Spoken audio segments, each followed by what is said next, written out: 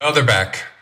This time about a picture of seashells on a North Carolina beach a year ago. And this won't be the end of it.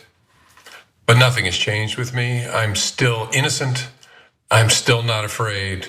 And I still believe in the independent federal judiciary. So let's go. But it's really important that all of us remember this is not who we are as a country. This is not how the Department of Justice is supposed to be. And the good news is we get closer every day to restoring those values. That's right. If anything, the Department of Justice is a government body that is supposed to withhold, Epstein files from the American people and engage in cover-ups. That's something that they're really good at doing. Anyway, that was former FBI Director James Comey. It turns out that the Trump DOJ, Department of Justice, has indicted former FBI Director James Comey yet again. This is now the second time. The first time didn't work out so well for Trump, who weirdly holds a grudge on everything except his would-be assassins. When it comes to his would-be assassins, water under the bridge, don't care, never talks about it again. When it comes to James Comey or his political opponents, won't let it go. When it comes to the fact that he lost the 2020 election, won't let it go. Assassins, though, totally fine. Not a big deal and not suspicious at all. Anyway, so when it comes to the indictment this time around, it's over a 2025 Instagram post allegedly threatening President Donald Trump. I had totally forgotten about this, but apparently Trump hasn't, and he is so thirsty to retaliate against what he views as his political opponents. And to be fair, James Comey, the whole Russiagate thing was pretty bad, and I fell for it. I have no problem admitting I fell for it. I have no problem apologizing when I realize I'm wrong, despite people thinking that I don't. I definitely do, and that's probably one of the most embarrassing moments in my career. But nonetheless, Trump wants retaliation. And so he's looking for anything that could potentially work. And the indictment this time around has to do with this post from May of last year. This is what James Comey posted. It's a photo of seashells. He says, "Cool shell formation on my beach walk." Okay. So apparently that was interpreted as a threat to Trump's life, which sounds crazy, but you read a little deeper into it and you can kind of understand the rationale, even if you disagree with it. So in restaurant lingo, for instance, 86, let's put the picture back up while I describe it. So 86 is code for getting rid of or canceling an item on the menu. It could also mean like kill this item on the menu, but that's typically not what 86ing something is associated with. It just means getting rid of something on the menu. So since it's 86-47, with Trump being the 47th president of the United States, it's been interpreted as a threat to Trump's life, okay? Now, Comey has deleted that post since. He said that it never even occurred to him that it would be interpreted as being violent. And to be quite frank, I don't know what Comey is thinking, whether or not, it occurred to him or not. But in a subsequent Instagram post in May, Comey said that he assumed the shells he saw on a beach walk were a political message. Okay, let's pause. Wait a minute. So you're assuming it's a political message, but you don't know what the political message is, and you felt the need to post it on Instagram. That's not doing you any favors, homeboy, but I'll continue with the rest of that. So he says that, he saw on the beach walk were a political message and that he didn't realize some folks associate those numbers with violence, adding that he opposed violence of any kind.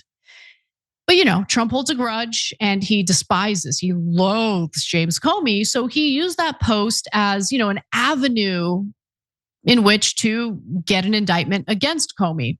So the charges, which were approved by a grand jury in the Eastern District of North Carolina, include the following: making a threat against the president of the United States, transmitting a threat in interstate commerce. And these are truly ambitious charges. So we need to be real about that. I think you guys probably could figure that out without me having to spell it out for you. But nonetheless, Comey had suggested that he stumbled on the shell formation during a walk along the beach and did not arrange the shells himself.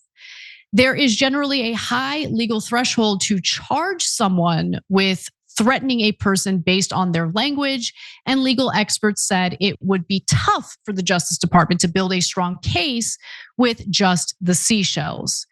So that's the question. Like, was this really a threat? What were Comey's intentions? Like, you have to prove that he intended to threaten the president's life or threaten violence against the president of the United States.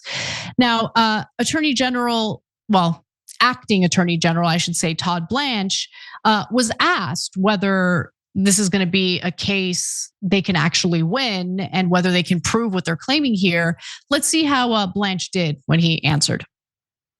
How will you prove intent when, as the director had acknowledged, Mr. Comey said he did not associate 86 with doing harm, and he took it down promptly, said it was political speech, not an intent to harm the president? Well, it's not. This case was indicted today. This conduct occurred about a year ago, May 15th of last year. There's been a tremendous amount of investigation. And how do you prove intent in any case? You prove intent with witnesses, with documents, with the defendant himself to the extent it's appropriate. And that's how we'll improve intent in this case. And so I think that talking about what Mr. Comey will or will not do if there's a trial, when there's a trial, it's very premature for me to do that today.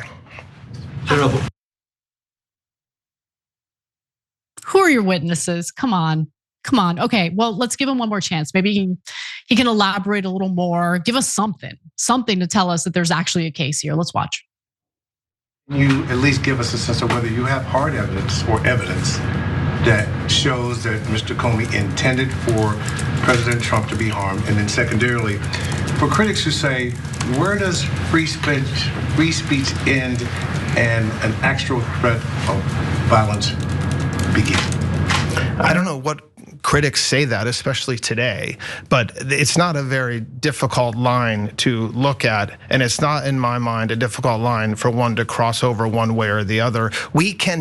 You are not allowed to threaten the president of the United States of America. That's not my decision. That's Congress's decision in a statute that they passed that we charge multiple times a year. And so whether there is a defense, as you just described, maybe there is, but the government will have evidence. I am not going to talk about the evidence that we have. That's unfair to him. It's unfair to the prosecutors, but it's enough to say that the grand jury returned an indictment. Do you think maybe we could bother you to investigate some of the names in the Epstein files? Considering that has to do with like the rape of minors, the rape and trafficking of minors. Do you think maybe you could look into that? Since it seems like you've got a lot of time on your hands where you're like literally prosecuting someone over an Instagram post that might not have anything to do with Trump or might not be a threat at all. I mean, it's so obvious based on his behavior in that press conference that they don't have evidence that this is lawfare. And I get it. Trump is bitter because he feels that he's a victim of lawfare. So can we just end it? Can we end all of it? Let's just stop. Let's please stop, because we, the American people, pay for this. And it's obviously, in my opinion, based on what we've seen so far, a sham investigation, a sham indictment. Okay, so CBS News pressed Blanche on a similar post that Jack Posobiec made in 2022 about Joe Biden. I guess this is a code that I just wasn't privy to. But back in 2022, Jack Posobiec wrote 46 referring to Biden as the 46th president of the United States. And yeah, I am really curious, why the double standard? Is Jack Posobiec going to be prosecuted for making a threat on the president's life? Let's see what Blanche has to say about that. Let's do a compare and contrast, Mr. Blanche. In 2022, someone well-known in right-wing circles, Jack Posobiec, posted on X, 8646. He did not take it down. He did not apologize. Mr. Comey has done both of those things. The Biden Justice Department never prosecuted him. By the standard of that grand jury, Jack Posobiec should face charges as well. Will the Justice Department pursue that case? Because they sound very similar. That's just completely not true. That's not how a grand jury does its work. They don't just look at a single image and then say, okay, yes, we'll indict, or okay, no, we won't indict. They do an investigation. This conduct took place in May of last year, May 15th. It has been almost a year. I assure you, the FBI, the Secret Service, and the U.S. Attorney's Office have not been sitting around doing nothing. They have been investigating. I have no idea whether there was an investigation into the other times that post has been made and whether that investigation yielded different results. This investigation that we undertook resulted in a 2-count indictment. It's embarrassing. Now, to be clear, I don't think Jack Posobiec should be indicted based on that post. I also don't think that James Comey should have been indicted based on his Instagram post. I think this is a giant waste of time. I think there are other examples of what the Department of Justice should be pursuing that for whatever reason they've decided against pursuing, including, the Epstein file investigations and all that stuff. This is obviously a politically motivated lawfare project, and it's sad, it's pathetic.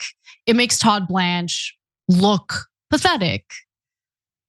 If there's a genuine threat to the president's life, absolutely pursue that. But what is he talking about here when he says it's, with Jack Posobiec, it was just one post and there's no other evidence. You have no other evidence on Comey. Come on. Now, I hate being put in a position to defend Comey. I think Comey sucks. But it would be wonderful if we were led by political leaders who actually cared about making our lives better, as opposed to making good on whatever grudge they have with their political opponents. And again, it is super weird to me that Trump is more obsessed with going after Comey and never makes mention about the individuals who actually attempted to rob him of his life, allegedly. Every time you ring the bell below, an angel gets his wings. Totally not true, but it does keep you updated on our live shows.